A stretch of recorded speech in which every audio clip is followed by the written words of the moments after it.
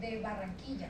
Es para mí un placer contar con ustedes y sobre todo con la invitación que se nos hizo, pues estamos eternamente agradecidos porque es un momento en el cual podemos compartir con el resto de compañeros de cuidados intensivos de todo el país.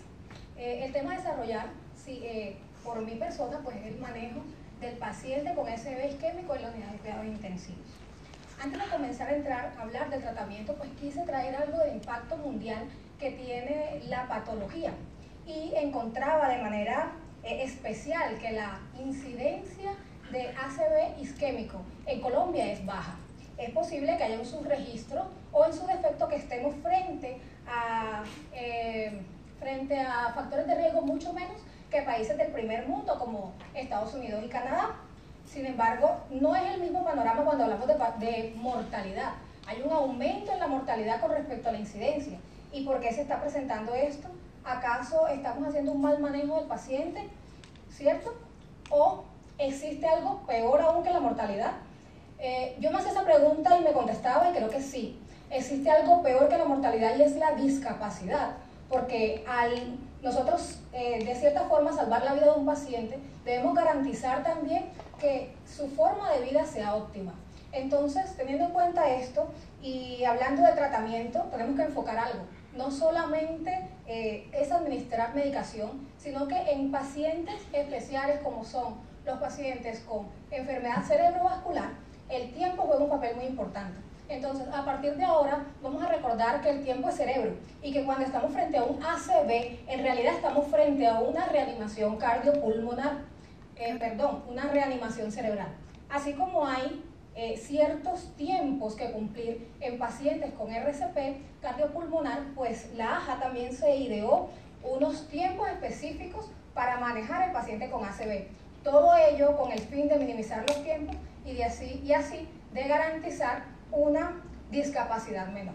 Estos tiempos son una evaluación, si bien es cierto, pues esto se hace en la urgencia, debemos conocerlo, porque de esto depende el futuro del paciente. 10 minutos simplemente para evaluar el paciente. Tenemos 15 minutos para activar el equipo de stroke y 45 para ya tener una imagen diagnóstica interpretada. Y como vemos, solamente 60 minutos para iniciar un tratamiento médico en este paciente. Entonces, vemos cómo corroboramos que el tiempo es muy importante e indispensable en los pacientes con ACV isquémico. Bueno, para iniciar un tratamiento debemos tener un diagnóstico. Existen muchas posibilidades de hacer diagnóstico, pero las más importantes tal vez son el cuadro clínico y, por un lado, el cuadro clínico y por otro lado, las imágenes. Podemos también hacer diagnóstico con patología, pero se supone que queremos salvar la vida del paciente, así que eso se lo dejamos a los patólogos. La escala de Cincinnati es una escala que, si bien es cierto, fue creada para evaluación prehospitalaria, pues acá podemos usarla, sobre todo porque no requiere mucho tiempo en el servicio de la urgencia, y es mediante la evaluación de la simetría facial, de la fuerza muscular de los miembros superiores y mediante la evaluación del lenguaje. Cada uno de estos puntos nos acerca más a un diagnóstico de SB, sin olvidar que en este paciente también debemos evaluar el ABC y que todo esto debemos hacerlo en el tiempo inicial de 10 minutos.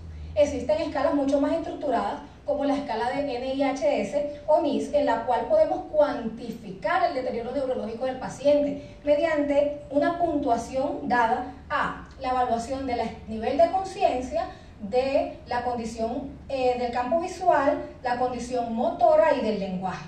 Esto es muy importante porque más adelante nos vamos a dar cuenta que gracias a esto podemos incluir o no incluir a los pacientes dentro de un esquema terapéutico. Como tercer punto tendríamos las imágenes diagnósticas. Si bien es cierto queremos buscar o queremos, lo que estamos haciendo es diagnosticar un SB, con las imágenes diagnósticas lo principal que buscamos es descartar una hemorragia cerebral, porque esto sería lo que nos impediría iniciar un tratamiento para este tipo de pacientes. Entonces, a pesar de que la tomografía es uno de los más antiguos y que hay muchos estudios de imagen innovadores, sigue siendo el gol estándar. ¿Por qué? Porque ella nos permite hacer el diagnóstico diferencial de hemorragia, en primer lugar. Segundo, porque ocupa mucho menor tiempo y eso es lo que queremos salvar. Y tercero, porque es mucho más fácil de interpretar que otro tipo de exámenes. También podemos observar algunos cambios tomográficos como lo son el signo de la arteria hiperdensa que nos obligarían a hacer estudios angiográficos o en su defecto en aquel paciente que no sabemos cuál es el tiempo de evolución, entonces podemos hacer una tomografía de perfusión. También contamos con la resonancia y la podemos usar en ciertos momentos específicos. Sin embargo, requiere de mucho más tiempo y es más dispendiosa de interpretar. Entonces, teniendo en cuenta que es la tomografía la que vamos a usar, se ideó un estudio, se realizó un estudio que englobaba teniendo en cuenta que puede ser observador dependiente la interpretación de este tipo de estudios, a la cual denominamos Alberta Stroke Program o también conocida como ASPEC. Esta divide la tomografía en dos grandes partes o en dos grandes cortes. Uno, a nivel de las astas frontales, que nos permiten evaluar los ganglios basales y una parte del territorio de la arteria cerebral media. Y la otra parte es la convexidad del ventrículo derecho, como podemos observar en la segunda hilera, que nos permite más que todo evaluar la parte del territorio de la arteria cerebral media. El valor normal de este paciente, de esta tomografía, sería de 10 y a diferencia de la escala de NIS, donde vamos a sumar, acá vamos a restar. Y por cada por cada alteración de un área tomográfica específica vamos a restar.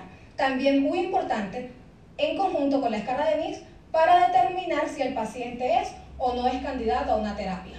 Si bien estamos en este punto, ya tenemos un diagnóstico del paciente, debemos iniciar el tratamiento. Y tenemos dos opciones o dos caminos que tomar. El primero sería la trombolisis química, donde se usa medicación intravenosa.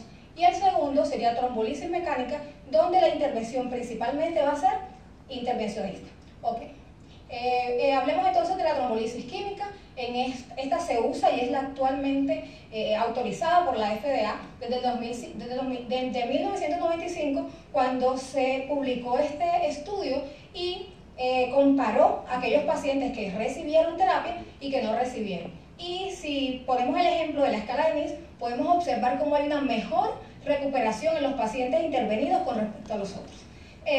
Acá podemos observar también más detenidamente la puntuación, encontrando cómo pacientes a los 180 minutos ya han disminuido la escala de NIS a 8 frente a los pacientes que no han recibido tratamiento que persisten con una escala de NIS de 12.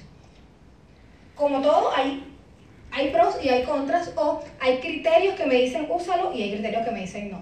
Dentro de los criterios de inclusión para iniciar el tratamiento tendríamos los expuestos por la AJA en 2013, los cuales no han sido modificados, y tenemos también el visto bueno de la FDA, que solamente cambia el tiempo a utilizar, el tiempo permisivo para utilizar este tratamiento frente al tiempo que expone la AJA.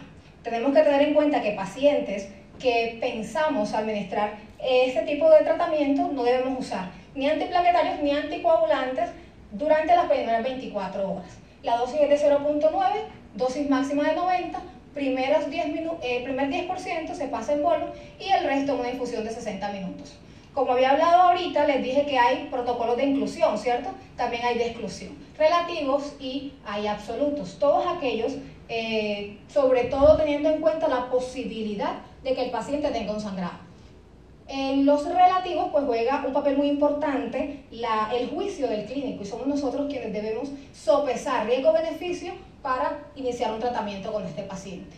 Hay 3 puntos específicos que quise traer a colación y traerlos puntuales, pues para que no se nos olviden, porque nosotros, aunque son criterios de exclusión, podemos modificarlos. Y al modificarlos, podemos sacar al paciente de la lista de no hacerle a la lista de que sí se beneficiarían. Una de ellas es la presión arterial mínima sugerida por la AJA de 180 a 110, pero en pacientes que tengan mayores de estas cifras podemos usar la betalol, nicardipina o en su defecto nitroprusiato de sodio para aquellos que tengan presión arterial diastólica mayor de 190.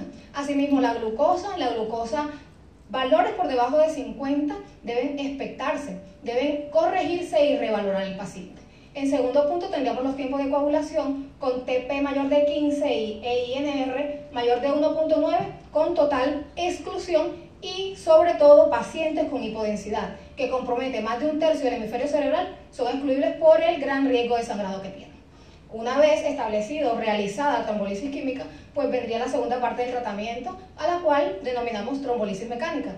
Es importante pues comentarles, estamos frente a una isquemia, lo que queremos es permeabilizar un vaso. Y si bien es cierto tenemos estas dos opciones, la trombolisis mecánica te permite complementar la inicial.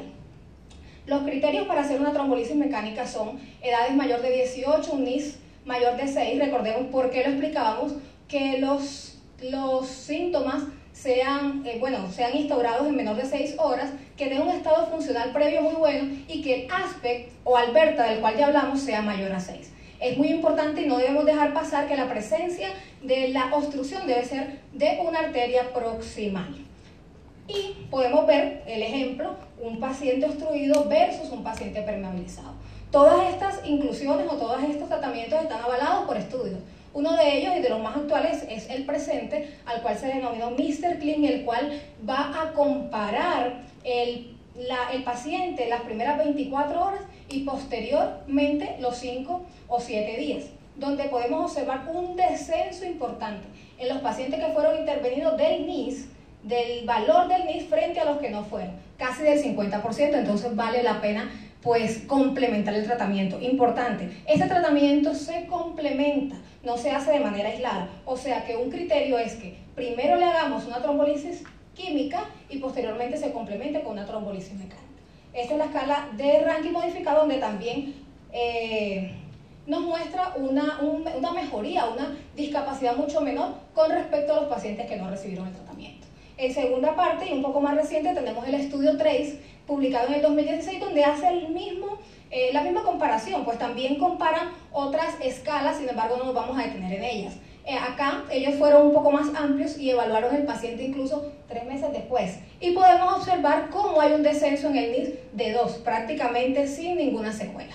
Esta es la escala de Rankin modificada que justifica lo anterior y podemos observar, y bueno, debemos conocer que todo paciente que ha recibido esta terapia debe ir a unidad de cuidados intensivos, en primer lugar, y que hay unos pacientes que no se beneficiaron en ella. Debemos tener en cuenta que debemos manejar la vía aérea constantemente, evaluando los índices de oxigenación, de hipercapnia o en su defecto el estado de conciencia. Asegurarla sin usar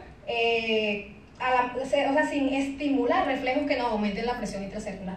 La presión arterial ya la hablamos, pero en aquellos pacientes que no hicimos nada, que lo manejamos de forma expectante, tenemos una presión arterial mayor permitida por la AJA de 220 sobre 110 para disminuir solamente el 15% en las primeras 24 horas. Si bien es cierto, estas recomendaciones son de la AJA y fueron publicadas en el 2013, se han adelantado estudios donde ya están sugiriendo una presión arterial mucho más baja. Hablan de 160 sobre 140 y sin olvidar que pues la hipotensión siempre es mayor que esto. Sin embargo, son estudios que aún no han sido comprobados y que la AJA todavía no los ha avalado. El control metabólico, del cual hablamos, hipoglicemia, la hiperglicemia también es importante, la sugerencia es mantenerlo de 140 sobre 180 miligramos sobre decilitros, pero permitiendo, pero al igual que la presión arterial, pues también se vienen estudiando y se están permitiendo valores hasta 120.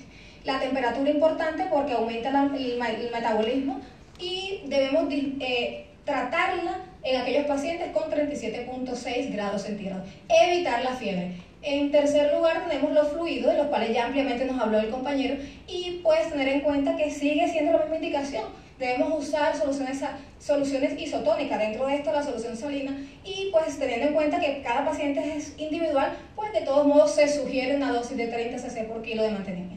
En tercer lugar tenemos el manejo del edema cerebral, también hablado y comentado, y de los cuales tenemos la posición, las soluciones hiperosmolares, los diuréticos, o en su defecto en aquel paciente que tenemos sedado, pues usar la sedación como medida de disminución del edema cerebral. La tromboprofilaxis en pacientes que han recibido terapia intravenosa, pues debe hacerse con medidas mecánicas. En frente del paciente que ha recibido terapia médica se puede usar heparina de bajo peso molecular. Pero en ese paciente que no pudimos hacer nada, podemos todavía hacer algo en realidad, y es la neurocirugía. Esa neurocirugía es la hemicraniectomía y es avalada por el estudio Destiny, el cual, como podemos observar, demostró una mejoría sustancial de la supervivencia en los pacientes que fueron beneficiados con esto. incluyendo incluso pacientes mayores de 60 años. Y podemos observar cómo hay una disminución en la mortalidad sustancial e incluso en la discapacidad de ese paciente a los 6 meses y mucho mayor en los pacientes a los 2 meses. Entonces también vale la pena hacer microdentomía en pacientes que tengan una lesión extensa y que no se han beneficiado de los anteriores manejos. Las convulsiones también son un punto que debemos tener en cuenta, pensar, pero no prevenir, o sea, no existe la profilaxis anticonvulsiva. Sí existe el manejo en aquellos pacientes en los cuales sospechamos un episodio convulsivo y debe ser de manera inmediata. Como conclusiones tenemos que debemos considerar el SB como una reanimación cerebral, como ya lo dije, que la única droga autorizada hasta el momento por la FDA es el RTPA y que el tiempo límite para iniciar una trombolisis química es de 4.5 y una trombolisis mecánica es de 6 horas. Y que no se nos debe olvidar que el tiempo es cerebro y que eso es directamente proporcional a la recuperación del paciente. Muchas gracias.